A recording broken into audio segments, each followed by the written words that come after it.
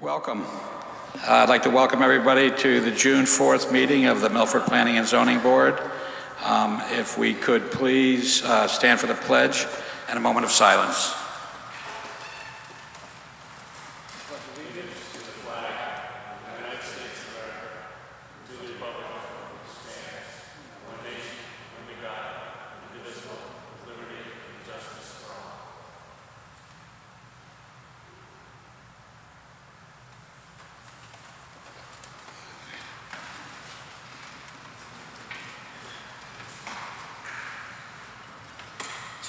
If you would please call the roll. Mr. Agnesi? Present. Mr. Allen? Present. Mr. Anderson? Present. Mr. Hirsch? Here. Mr. Collegian? Present. Mr. Macchio? Mr. Mortimer? Present. Mr. Sadi? Present. Mr. Zahardis? Present. Chairman Quish? I'm also present. First order of business is 4852 Broadway, Zone CDD2, request by Romano Brothers Builders, LLC for the release of subdivision improvements performance bond, granted July 7th, 2021, in accordance with the memo from Greg Podolsky, City Engineer, to David Solkis, City Planner. So I see we don't have anyone representing the applicant, but it's okay if you represent and so we can get this moved forward. Yeah. Again, as a reminder, when the Planning and Zoning Board approves subdivision, re-subdivision, often there is a bond that is required for work that takes place within the public right-of-way. In this particular case, a bond was required in the amount of $76,544.59. The applicant has completed the work and has requested it be released. The city engineer has confirmed that the work has been done and has no issue with us releasing the $76,544.59. Right, yeah, that's the bond for that amount. And so does this always have just the city engineer, or does Public Works weigh in on that? The city engineer works for Public Works. Understood, but I didn't know if it needed more than one sign-off. No, the public, in this particular case, the Public Works Director assigns it to the city engineer. Great, thank you. Yeah. Are there any questions or comments from the board? Seeing none, I'd hear a motion. Mr. Sadi. Thank you, Chairman Quish. Regarding 4852 Broadway, I move to approve as presented the request by Romano Brothers Builder, LLC, for bond release in the amount of $76,544.59 for work associated with the subdivision known as 4852 Broadway, in accordance with the memo from Greg Podolsky, City Engineer, dated May 22nd, 2024. We have a motion. Do we have a second? I'll second. We have a motion and a second. Any discussion on the motion? Seeing none, will you please call the roll? Mr. Agnesi? With the motion. Mr. Allen? With the motion. Mr. Anderson? With the motion. Mr. Hirsch? With the motion. Mr. Collegian? With the motion. Mr. Macchio? With the motion. Mr. Mortimer? With the motion. Mr. Sadi? With the motion. Mr. Zahardis? With the motion. And Chairman Quish? I'm also with the motion. Next order of business is a public hearing closed by June 25th, 2024. Vote by August 29th, 2024. Proposed regulation change 24-4, petition of Sarah Sharp Esquire for a change to the Milford Zone Regulations, Article 5, Section 514, Figure 4, off-street parking.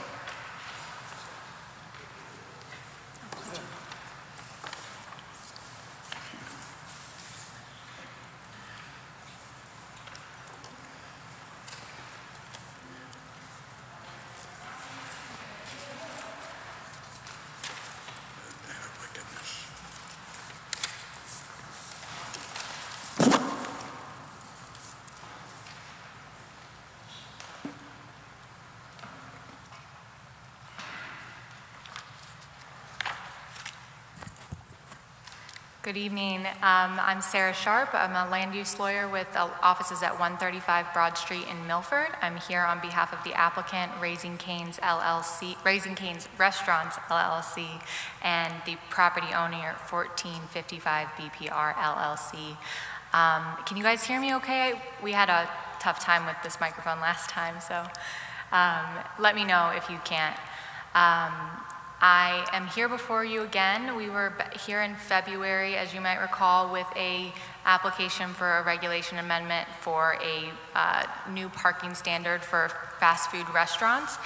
And that application was ultimately denied, but we did appreciate the conversation and the comments that we received from you all, and we were encouraged to come back if we felt we could address those comments at a later date with a, perhaps changes to the standard or just additional information. And some of the, I think, specific topics of conversation whether this proposal might apply to more restaurant use types than what we intended and the definition of a fast food restaurant. You wanted to know more about what is done in other towns, and we had a few samples, but we didn't have a really comprehensive survey at that time. And it was also clear that you were concerned with the standard that we proposed, whether that would allow for sufficient employee parking in addition to the patron parking. And so we've really taken all of those comments to heart, and I feel like we can address all of your questions and then some. And so what I have for you today is a new proposed parking amendment, a new standard for fast food restaurants with drive-through. And I do want to take the time to show you how it's different from what we proposed before and how we got there. That's really the focus of this presentation. So if we can go to the first slide. So this is a comparison of the previous version and the new version. The previous version, you can see in the left-hand column here.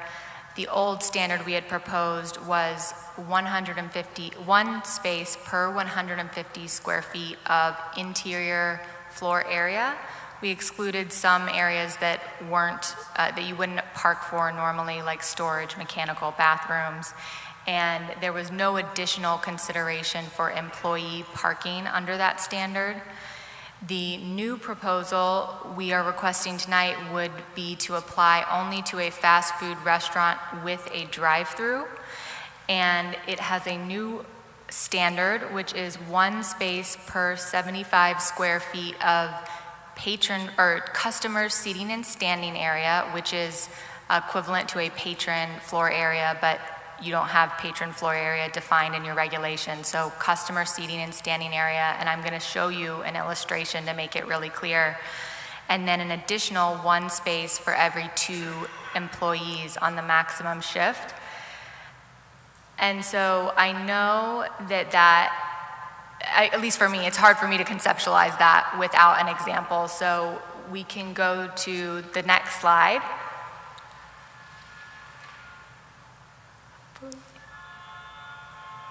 Here we go, yeah. We can zoom out. Great.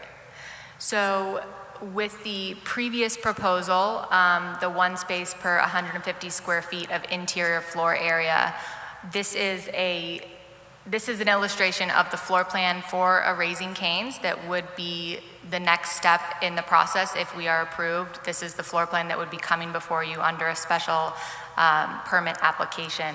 And so as this shows, under the previous standard, it would result in a requirement of 11 spaces. And we talked about that in February, and there was concern that given that we have a maximum employee shift of 12 to 15 employees, 11 spaces didn't seem like enough. And so obviously we took that to heart, and we came up with a new standard, and it's also very consistent, as you'll see, with what is done in other towns, which is a patron floor area parking requirement that is 1 per 75 square feet of customer seating and standing area, plus 1 space per 2 employees. And what that results in is you're parking for that small patron floor area, the 855 square feet, plus the employees. And under this standard, if you assume 15 employees on the max shift, the minimum required parking for a fast food restaurant with drive-through would be 19 spaces.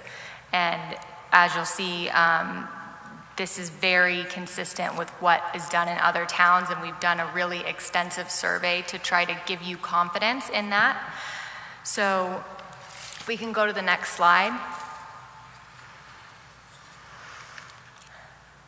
So before we get into the survey, I did want to highlight that the previous standard was for any fast food restaurant, and after the public hearing closed, there was some discussion amongst the commission about the definition for fast food restaurant and that potentially it could apply to a greater variety of restaurants than your standard McDonald's drive-through.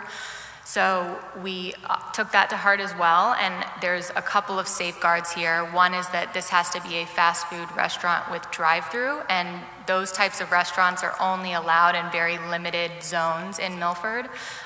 It's in the commercial corridor zones under special permit application, and there's also requirements that limit you based on water usage in certain areas of town. So you have assurances that a fast food restaurant with drive-through, it's not something that could apply to just any restaurant. And we talked before about how the existing definition of fast food restaurant says, you're served at a counter or in a motor vehicle, and it's, you can take it to eat at a table or counter. And understandably, your concern was that might be broad enough to apply to any restaurant. That could apply to Scratch Downtown, that could apply anywhere.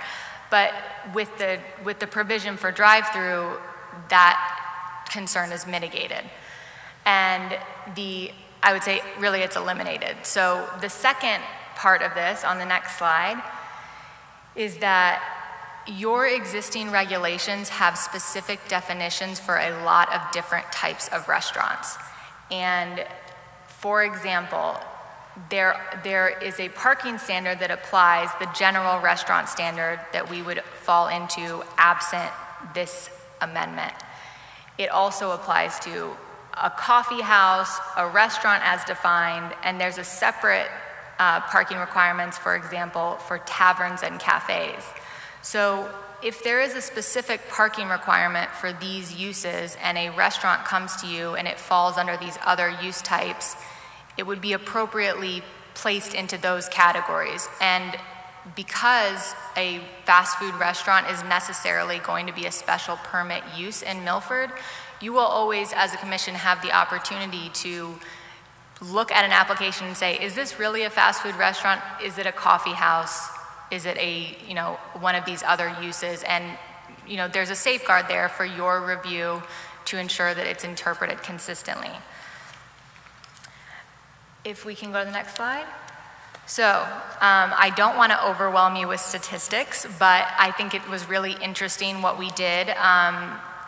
We did a primary survey of the entirety of New Haven County, all towns that we could find their parking regulations, their zoning regulations online, and that was 25 towns. And then we added in 5 towns in Lower Fairfield County along the I-95 corridor that we might expect to have more conservative parking standards for a fast food or restaurant use.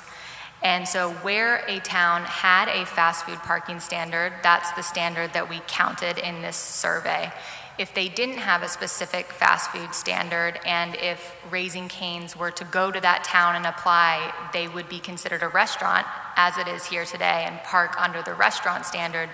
We looked at the restaurant standard. So basically, we looked at whatever the standard is that would apply to a fast food restaurant with drive-through in that particular town. And so that was a survey of 30 towns, and 22 out of the 30 towns, that's 73%, would require fewer than 25 spaces for this type of use. And also consistent with what we've proposed tonight, the most common standard, the most common metric that was used was some sort of patron floor area or customer seating area as the basis for the parking requirement. And that was 17 towns, so 56% of those surveyed were relying on some type of customer seating area as the basis for parking in a restaurant or fast food use. And then we looked at those ratios applied in the patron floor area towns, and 1 per 75 square feet was the most common, and that's what we've proposed tonight. So I know I've thrown a lot of information at you, but I think that's where we started. So then looking at the next slide, to sort of cross-check ourselves and make sure that we weren't getting skewed results, I looked at the parking standards that were available in any of the town regs that we happen to have from past projects that I had in my office, trying to make sure that we captured towns along I-95 corridor and along the Berlin Turnpike towards Hartford. And from that survey, obviously there's a wide amount of variation, but the results were completely consistent with what we saw in the New Haven County survey, which is that the majority of those 52 towns that I looked at would require 25 seats or less for Raising Cane's for a fast food drive-through restaurant if they were to go into that town. Only 17 of the 52 towns surveyed would rely on a gross floor area for this type of use, which is what your standard currently would apply. So it is a less common approach, but I think that the really significant thing is the parking number that results, because even in towns where they apply gross floor area to this type of use, they do it at a greater standard, like 1 per 100, 1 per 150. They don't park at 1 per 75 gross floor area. So if we can go to the next slide. So under your existing parking standard, and this applies to any restaurant, and it lumps in our fast food use with the drive-through in, where we have more than 80% of our customers served in a drive-through, and we have only a small portion of the building as patron floor area. Because we're required to park under the gross floor area standard, we would be required to provide 44 spaces under this floor plan. When you apply this same floor plan to all of those other towns, I've already, told you what the result is. The majority would require 25 spaces or fewer. And what was really significant here is that of the 52 towns that we surveyed, only 7 would require 44 or more spaces, which is what Milford would require of us here. And if we can go to the next slide.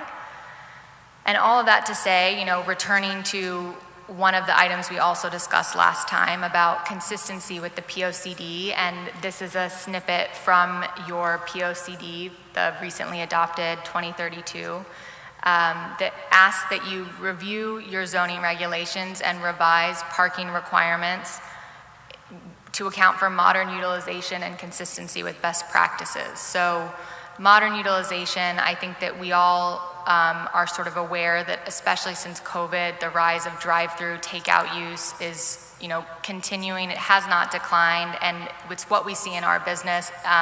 Like I said, we serve more than 80% of our customers through the drive-through. I think that that's consistent with, New York Times article I quoted in my submission to the town with this application, and it's consistent with what, in terms of best practices, what we are requesting tonight is consistent with what we've seen in other towns, as demonstrated by all of that research. And I think that what we've proposed here, which is a combination of patron floor area and employee parking, is even a more conservative approach than what a lot of towns do. A lot of towns just do patron floor area, no separate parking requirement for employees. And in this instance, not wanting to, take too big of a leap or, have any concerns about a lack of parking for this use, we've done the more conservative approach with patron floor area plus employee parking. And that is all to say, we've done a lot of legwork to try to answer your questions, and I'm sure you have more questions. We're happy to answer and discuss further. And we'll go to the next slide, just to remind everyone that this is only an application for a regulation amendment. If it's approved, we would be returning in a few months with a special permit application that will go through the complete, standard review process with your staff, traffic report, review by the police commission, and then back before you with a public hearing to go over the, detailed site plans, any traffic issues, all of the requirements for special permit. That would be at a later date. So you will always have the opportunity to review what we would hope to bring to you, which is an application for a fast food restaurant with drive-through at 1455 Boston Post Road for Raising Cane's. So with that, if we can just go to the next slide, which has the amendment up there, and I'm happy to answer any questions. Thank you. Thank you. Are there any questions at this point for the applicant? Yes, Mr. Sadi. Thank you very much. Through you, Mr. Chairman Quish. Good evening. Thanks for showing up. You asked for a continuance 2 weeks ago. It was represented you couldn't make it here, which is fine. But I'm just wondering why we didn't get this material, say, a week ago, 2 weeks ago. It's 11 pages of new material we've never seen, and it's doesn't appear to be related to the material you submitted previously. I'm happy to keep the hearing open and allow more time to review it. Candidly, I didn't have the ability to get it to you sooner. I apologize. You don't have to apologize. So I do have some questions on the specific materials we're just reading tonight.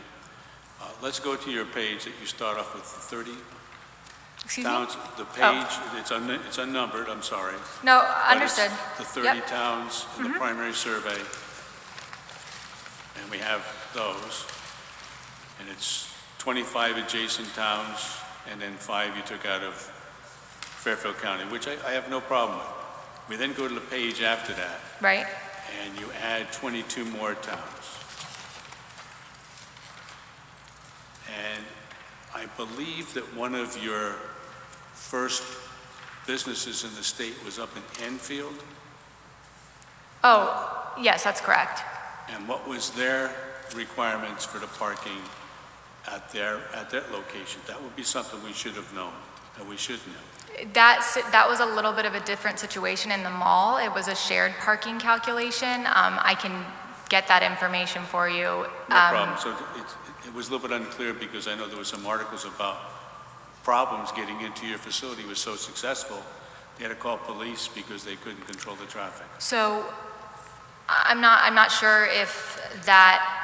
I'm not sure I've heard that they had to call the police. So what we do with an opening day, and especially with an opening of a new restaurant that's the first in the area, we always, in every single situation, have coordination with the police in advance, and we pay off-duty officers for flaggers, and we have an entire plan for any traffic concerns during that opening day and honeymoon period.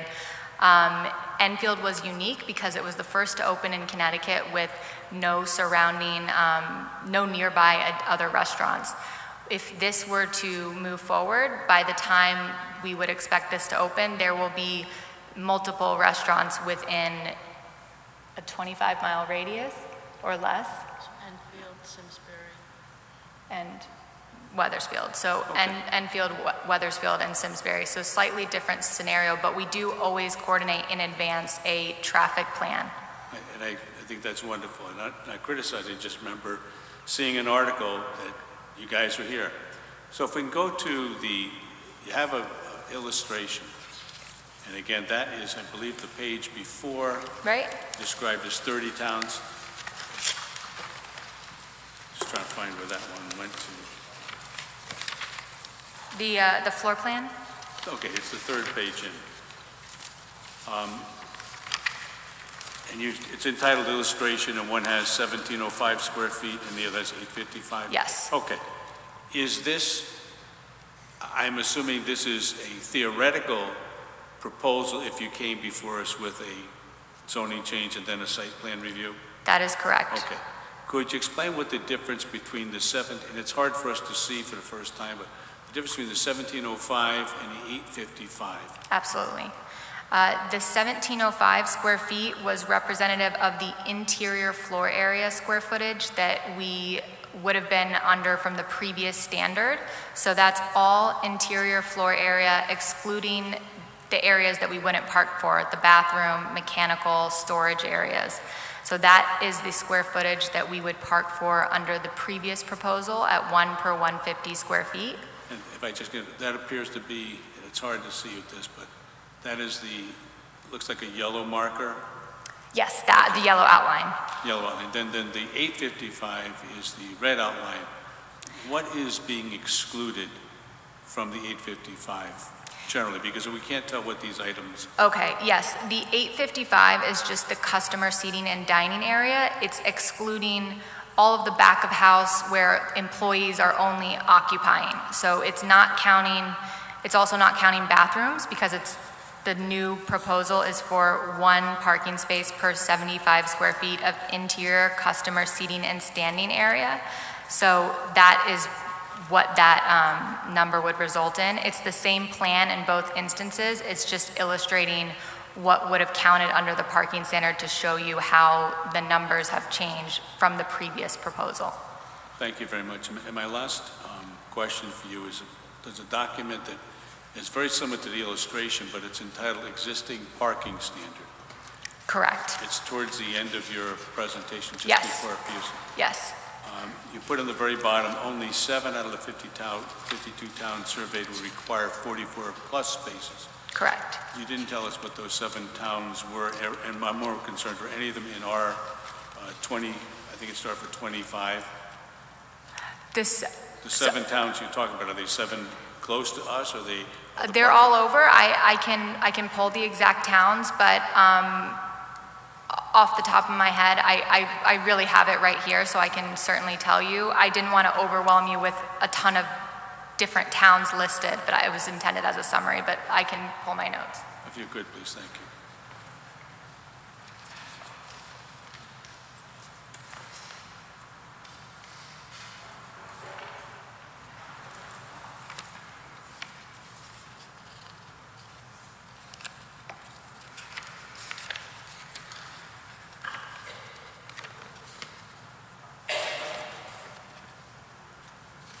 Okay, so it would be Ridgefield, North Haven, Meriden, Prospect, Stamford, Berlin, Stratford.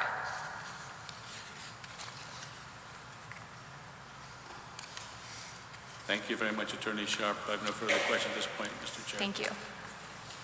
Thank you. Are there any further questions? Yep. Thank you, through you, Mr. Chair.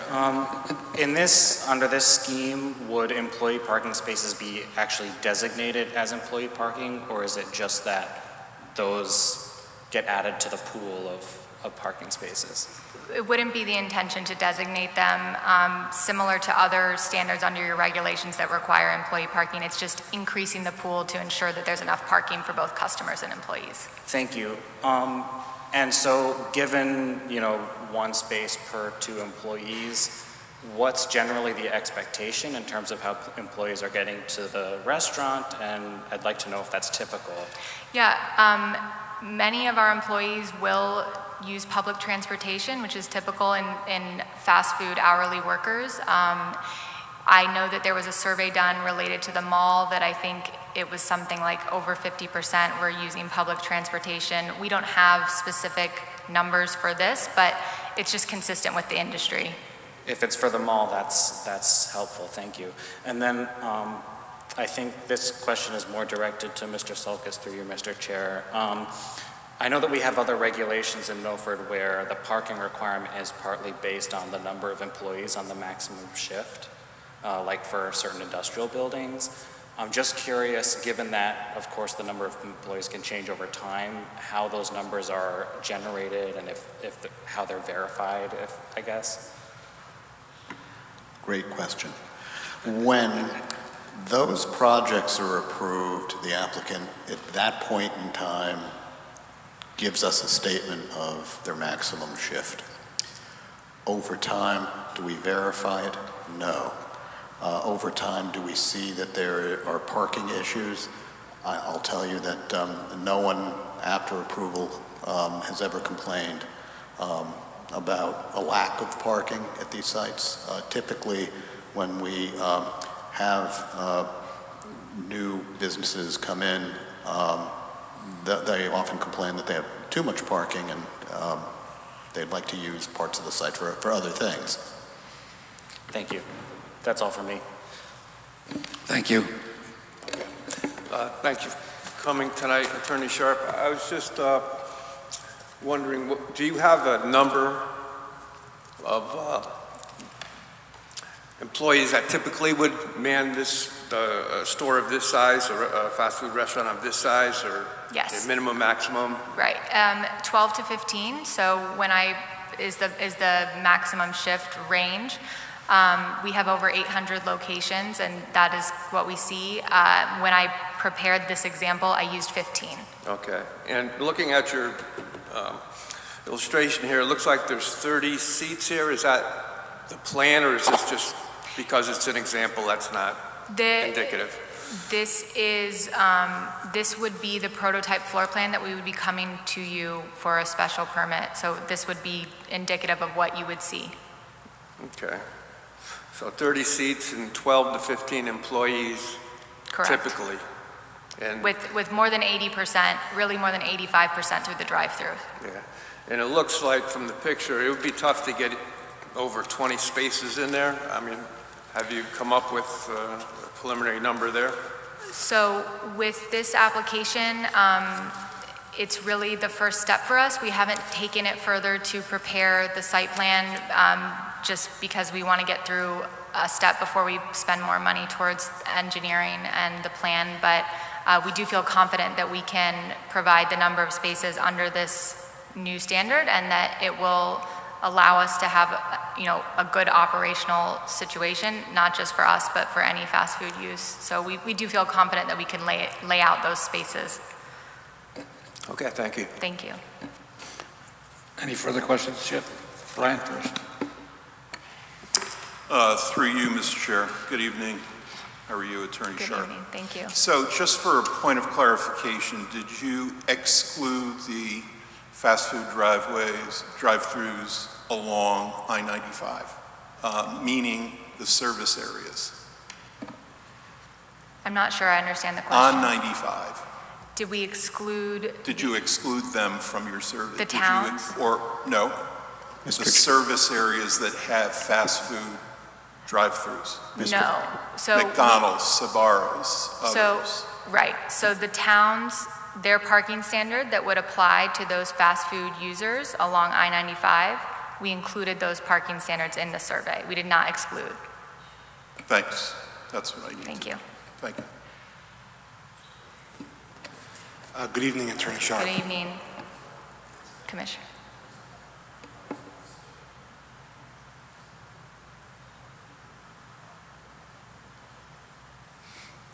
Attorney Sharp, I have a question about your definition. In the materials you provided us this evening, it says that under existing regulations, a drive-through establishment is defined as a structure with a pass-through opening or device from which businesses transact directly with patrons in a motor vehicle. Couldn't that apply to almost every fast food restaurant, even in the absence of the term drive-through? I do believe that there are fast food restaurants without a drive-through. For example, we just completed a Chick-fil-A in Fairfield that doesn't have a drive-through at all, and you wouldn't be served in a motor vehicle. This is an existing definition under your regulations that we were relying on, not a new proposal. Right. But again, I think that the issue with the drive-through is that it might be too broad and encompass too many businesses, and I think there's a concern on this board that it would impact so many businesses that we're focusing, for example, just on this proposal, and you're obviously representing your client, but there are innumerable businesses that could fall into this definition. And so this may open the door to, 3/4 of the businesses in this town now being under the under this, I think what you're trying to do is a narrow definition, but I think you may be affecting other businesses and parking along the I-95 corridor in Milford. Would it be possible, do you have any particular example of a restaurant in mind? Because I'm just having difficulty because the fast food restaurants and with drive-thrus are only allowed in very limited areas of town. And so I'm assuming you're talking about something other than a McDonald's. I'm talking about your other than traditional McDonald's, Burger King. You know, for example, could this encompass a business such as Pepe's Pizza in New Haven, for example, where you can pull up into the side area and pick up your pizza along the restaurant, because there is a window there that you can do that. There's a window that you can be served from your vehicle? Yeah, you can pull into Pepe's and you can get your pizza from a window there on the side. Well, then I guess that would be a drive-through. If you don't have to get out of your vehicle, is that what you're saying? Correct. Okay. Are there other examples? I'm trying to think of them. But what I'm saying is, for example, Walnut Beach Creamery. I don't know if you can order your ice cream and pick up from your car. Okay. Mr. Chair? Yes, David. So our regulations have very strict standards for what a drive-through is and and what the uses are that it can apply to. So would not apply to a Walnut Beach Creamery. There's no 10 queuing spots to have for that. This would probably, I would say, not apply to a Pepe's Pizza because that's not fast food. It takes a long time to cook a pizza. Any new restaurant use that involves a site plan review would come before this board and would have to show that and demonstrate to you what that use is, and you would ultimately make that determination. So if someone comes to you with a small, customer service area, then it's probably fast food. If they come to you with, a dining room, then that's not fast food. And the only three types of uses that we allow a drive-through in this city is a fast food restaurant, a pharmacy, and a bank, and only, again, in limited areas. And just to piggyback off of that, because I think it's important to know that you are empowered to interpret your own regulations and continue to apply them consistently. So if in the past Pepe's Pizza was not approved as a fast food restaurant, Creamery wasn't approved as a fast food restaurant, it would be very difficult for them to come in and say now it's a fast food restaurant, because you have the power to say that's not our interpretation of it. Right, but the issue that I'm getting at is I think you tried to narrow the universe of businesses that this would apply to, your regulation, and perhaps it's not sufficiently narrow enough, is what I'm getting at. Okay, understood. I appreciate the comments. Thank you. Yep, Pat. Yeah, is McDonald's a fast food drive-through thing? Yes. Right. So in the early 2000s, there was a play place, right? People used to come in and stay for a while. Okay. Right. Yes. It's 2024. We have Uber Eats and everything, right? So that's fast food. They're not going to be parking for a very long period of time, correct? Correct. So I don't understand what the drive-through has to do with parking at all, because they're just going to come in, get their food, and leave. And then really a clarification for me, I think we were talking about traffic studies. Why are we gonna not approve something if the town of Milford, the police department, does a traffic study? If they don't approve it, then it doesn't go through. Is that correct? That's correct, at the special Yeah, permit so why are we stage. talking about traffic studies here? It's just a regulation change based off the times of 2024 of Uber Eats, of everything coming in and out. A drive-through doesn't affect the parking, so I don't understand. If someone can explain that to me, why fast food, they're not liking the definition of this fast food restaurant. More towards the board, I guess. Yeah. David, do you want to pick that up? Well, it's a little difficult for me because working with our regulations every day, to me, this seems crystal clear. We define different types of restaurants. This is a fast food restaurant, and all that the applicant is asking for is a change in the amount of parking that's on site. for this narrow use called a fast food restaurant. And as the applicant said, 80% of their business is through the drive-through. So if 80% of their business is through the drive-through, 20% would perhaps be parking on site and going in and picking up and eating food. So I don't know how else I can sort of clarify that. Did that help? I'm still not understanding why we're having a discussion based off of parking if, like he said, 80%, or she said, Right. 80% of the business is through drive-through, and even if it's not through drive-through, Goodies Yes. is mostly Uber Eats now. It's not even going into park. They don't even have a drive-through. Understood. So I'll try to clarify it. We have existing regulations that require a certain number of parking spaces. They came in with a proposal to change that to accommodate fewer parking spaces. That was voted down. And that's how it works. We vote, and if it's successful, it passes. But If the not- arguments aren't how I see it. It's No, not. let me just finish, right? Yes, So we're doing this because that's what we do, right? It's our regulations. You could be for it, and you can think that we shouldn't even need to be discussing it, and you can make the argument to possibly convince the other board members that this is a good application. But we are hearing it, we are seeing it for. No, I'm not legitimate reasons. arguing against that. I'm saying, what is the argument against it if you're going to talk about, oh, you don't want to drive, the definition of fast food has a drive-through. The drive-through is not parking. They're asking for a regulation change for parking, not drive-through. It's not exclusively drive-through. Some people will go in and take the food out. Some people will go in and eat the food there. So that's why there's seats in their proposal. So it is the case that, I think that there probably won't be a parking problem. I think I agree with you on that. That's my personal opinion and my understanding of what their application is reflecting. But if anyone wants to say what they think about why we shouldn't allow it, then that's up to them. I don't understand what the arguments are where you shouldn't allow it still. Neither do I, but everyone has their own opinion, and they will or will not share as they see fit. Maybe I can try to clarify a little more. So the application is to change the amount of parking that is required for a fast food restaurant. That's With a drive-through. right, and that's exactly, and that's what differentiates it from other types of restaurants and other fast food restaurants. So that's the difference. So they're saying that for this particular kind of fast food restaurant with a drive-through, they don't need a lot of parking because they don't have a lot of people going in. And that's really the basis of the application. Okay. I have a question. How many, is there one spot to order and one spot to pick up, or do you order and pick up at the same spot? That's correct.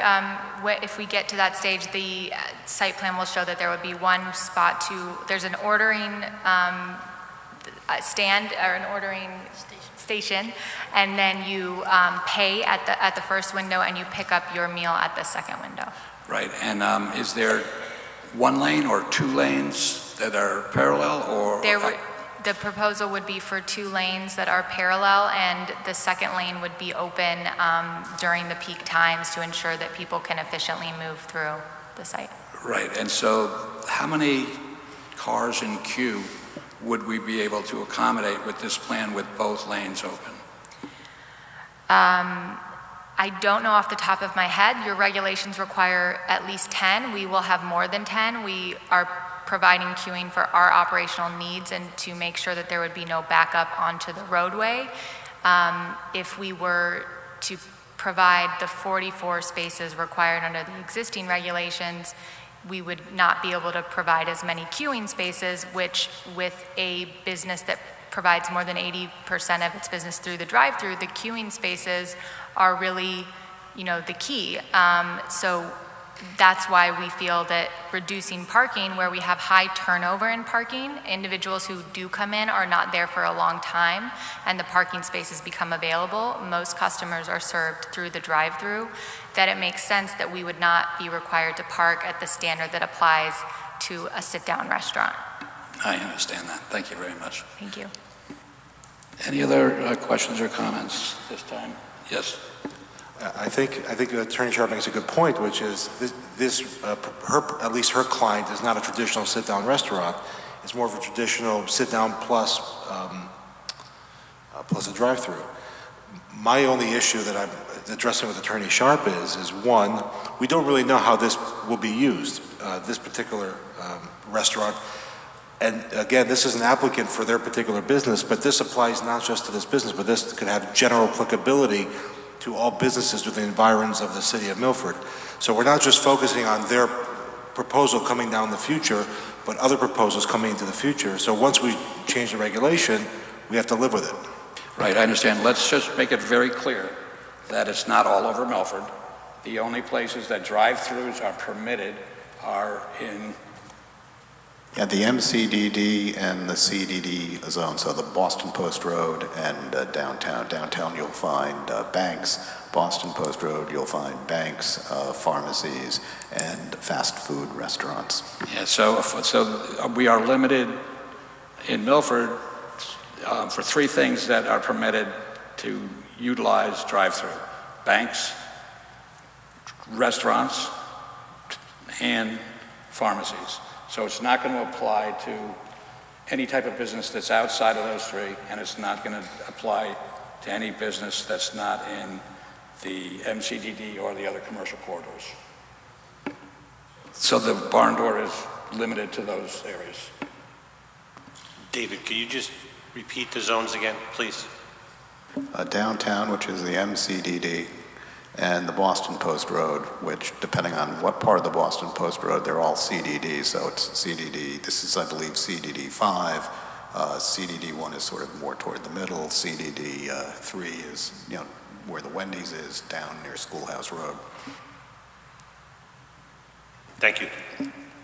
Any further questions or comments before we open the public hearing? I just have one other comment, if I may. Sure. The other thing that I think may give you some confidence is with the survey that we did of the 52 towns that is not just looking at their fast food regulation, it's looking at, if they didn't have a fast food parking standard, it would be their restaurant standard. So in all of these towns, the vast majority of them would require less than 25 spaces for a restaurant of this size, and there aren't widespread parking issues. So this would only apply to a limited number of businesses in a limited area in Milford. And, perhaps you find that as you update your regulations or look at other changes, you want to implement a similar change for other restaurants. But for this, it's a very limited application. Thank you. Thank you. This is a public hearing, so if anyone from the public would like to come up and speak, please do so.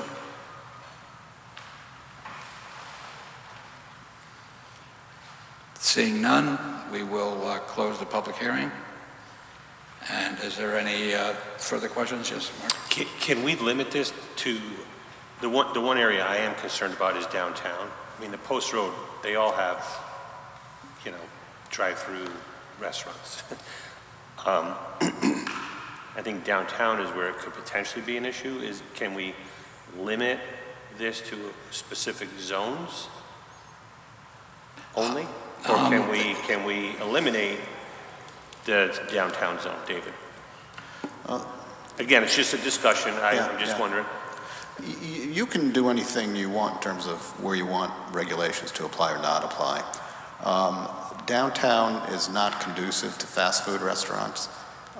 We'd already have them if there was enough land to do that. Plus, we also have limitations to curb cuts in downtown. And again, fast food restaurants, they, for the most part, always like, unless you're in Manhattan, to have a drive-through, which involves a lot of land. We don't have a lot of available land in downtown Milford. If it were a concern, you could say that it doesn't apply in the MCDD, but with all of the fast food chains always looking to find the next great location, no one has identified downtown as being a great location for that particular kind of use. Maybe because it currently wouldn't work downtown, but I wouldn't want to see this downtown. There's also, you need a certain amount of queue parking for the actual drive-through, so that's limited. But, I mean, you're more than happy to make the motion and have that exclusion if you wanted to. If you want to give me a couple of minutes, I can go and look up our downtown regs, because there's more of a limitation on drive-throughs in downtown that may meet your needs as they exist, and I can just pull up the regs and look. Yeah, I think that'd be good. And I'd also say if that doesn't resolve it with CDD so that it only applies to the CDD zones, that would not be a problem for us if that is a concern.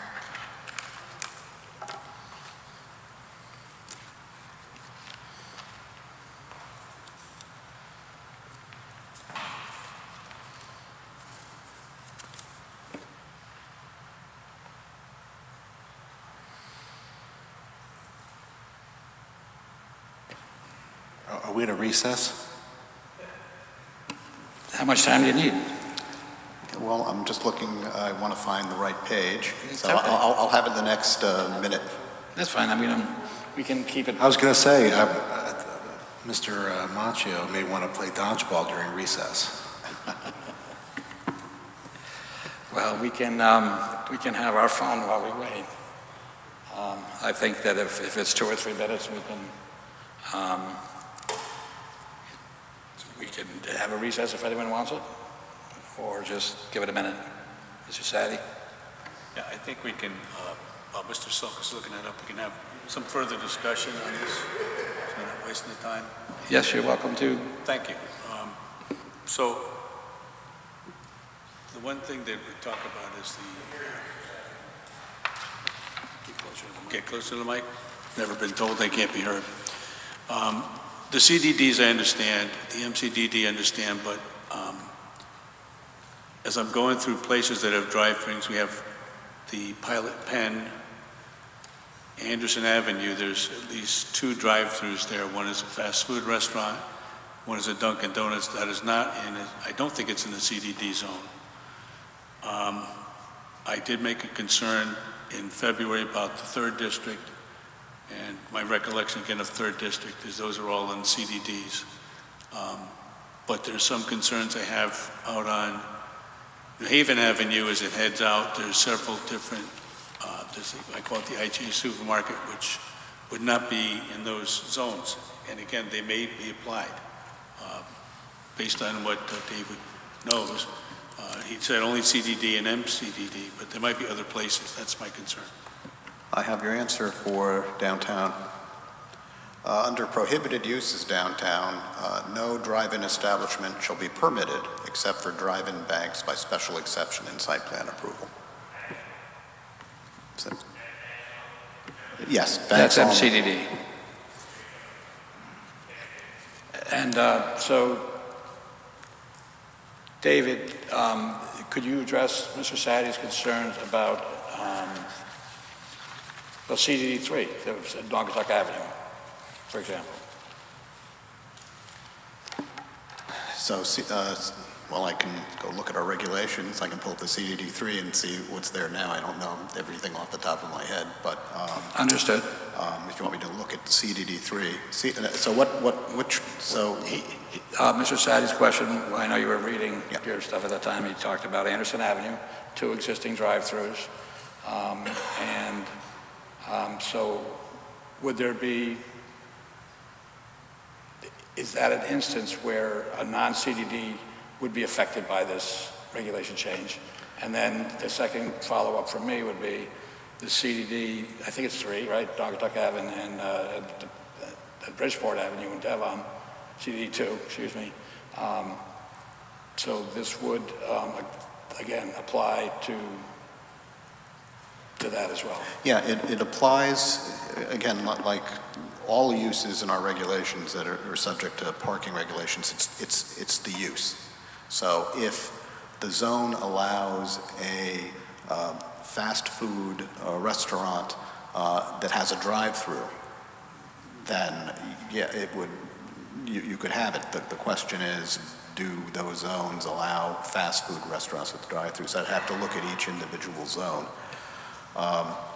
So maybe that's what we should do, is we should have you look at all the zones and find out precisely what this could potentially affect. I can do that. So that we would then keep the public hearing open or not? Just ask a question. I'm not suggesting that I have an opinion on this, but do you think that what she's proposing is so onerous that we need to do that research? We're just really making a pretty simple change. Yeah, I personally don't. I was for it last time, I'm for it now. I just want to make sure every member's concerns are addressed.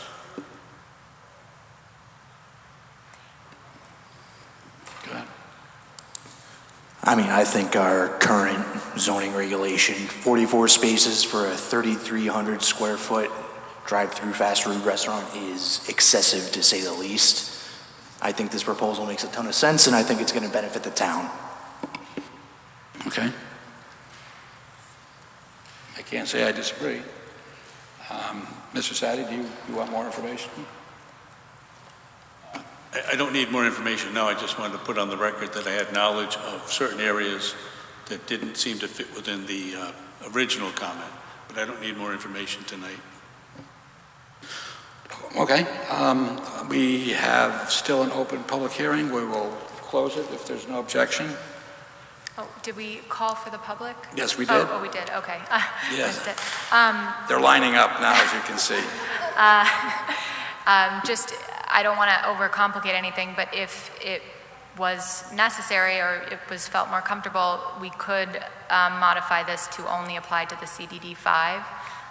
If you wanted to limit the new parking standard to fast food restaurants with drive-through located in the CDD 5, that would be acceptable. Thank you for that. Thank you. The public hearing is closed without objection. And are there any further questions or comments from the board? Seeing none, I'd hear a motion.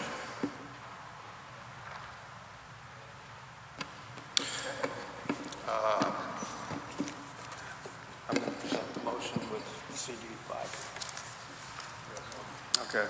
I move to approve with the following modification, that it only applies to Zone CDD5. The petition of Sarah Sharp, Esquire, for a change to Milford zoning regulations, Article 5, Section 5.1.4, Figure 4, off-street parking. The effective date will be June 28th, 2024. I second. We have a motion and a second. Any discussion on the motion? My discussion is I'm going to vote for this, but I think that we're just going overboard. We have an opportunity to make a zone change right now, and not have to come back and revisit this time every single time we have a fast food joint come before us. But I'm in favor of it, and I just want to let you know, I think we're being overly technical there. Okay. Mr. Sadi. Thank you very much, Chairman Quish. To you, Attorney Sharp, I want to thank you very much for the additional materials you gave us. Hopefully we get it sometimes a little bit earlier, because it is an important decision we make at all times. I also think it's important that we remember that we represent different interests and districts here, and we make our choices appropriately. That being said, I've looked at this. I do have something that I think will help you make a decision, and it has not changed my mind. The concern that I indicated in February, that just so happens your location, which is the property you picked, is probably the worst place to have fast food restaurants because of the nature of the lights and everything. But I understand that we have to make this decision based on the CDD 5, and just wanted to put that on the record this time before I vote. Thank you very much, Mr. Chair. Any further questions or comments? Yep. Yeah, I'm the sort of person who thinks there is such a thing as too much parking. I am going to be voting in support of the motion. People going to fast food restaurants have choices. All of our fast food restaurants are in commercial zones that are accessible by transit. I don't really think it's necessary to restrict it to CDD 5, and to be honest, It seems like working our way towards spot zoning, which is the kind of thing I'd rather avoid, but I will be supporting the motion because I think having, like Mr. Agnesi said, 44 spaces for a project like this is really an opportunity cost. It's an unnecessary expense and just not necessary. So, thank you. Thank you. Any further questions or comments? If not, we have a motion and a second. If you would please call the roll. Mr. Agnesi, With the motion. Mr. Allen, With the motion. Mr. Anderson, With the motion. Mr. Hirsch, With the motion. Mr. Collegian, I'm with the motion. Mr. Macchio, With the motion. Mr. Mortimer, With the motion. Mr. Sadi, With the motion. Mr. Zahardis, With the motion. Chairman Quish. I'm also with the motion. Good luck. Next order of business is old business, which I will, we sort of have a standing open conversation about regulations. We do have we will have either a subcommittee or a special meeting by Zoom on the 12th. So if you would indicate to David, if you want to participate in that meeting, if we plan on having a quorum, we'll have it be a special meeting. If we will not have a quorum, we will have a Zoom subcommittee meeting, and it is a regulation subcommittee, and we will be hearing information from staff regarding some suggestions on a way to work with our existing zones. Yeah, if you want me at the meeting, we have to have a different night. I'll be unavailable the evening of the 12th. Okay, what night works for you? I'd have to go any other night except the 12th. Okay. Okay, so we will get that information to the entire board tomorrow, when that will be. So that's sort of tag teaming old business or new business. Old business, if anyone has anything they would like to contribute or mention with regard to any, whether it's a housing issue or whether it's other areas where we might improve our regulations, we can chat about it now. Mr. Hirsch? Yeah, I just have a general question, Chairman Quish. Do we, in every application that we received, does the applicant have to provide us either a summary or their opinion as to whether the application is consistent with our POCD? David, do you want to pick that up?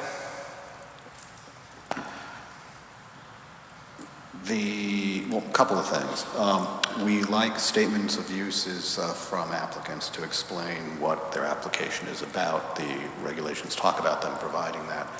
This is a regulation change, so unlike a site plan that goes back to the question that came up earlier about, oh, you're going to build a manufacturing facility, we don't need a lot of parking, and it's based on the biggest shift of the factory.